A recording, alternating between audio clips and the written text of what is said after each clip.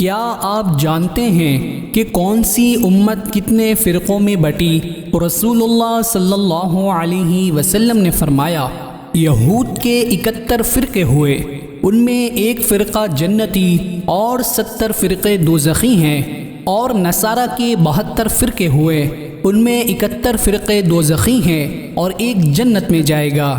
قسم ہے اس ذات کی جس کے قبضے میں محمد صلی اللہ علیہ وسلم کی جان ہے، میری امت کے 73 فرقے ہوں گے، ایک فرقہ جنت میں جائے گا اور 72 فرقے دوزخی ہوں گے۔ صحابی نے پوچھا، اے اللہ کے رسول، جنتی کون ہوں گے؟ فرمایا، الجماعہ۔ الجماعہ سے مراد صحابہ کرام رضوان اللہ تعالی علیہم اجمعین کی جماعت ہے۔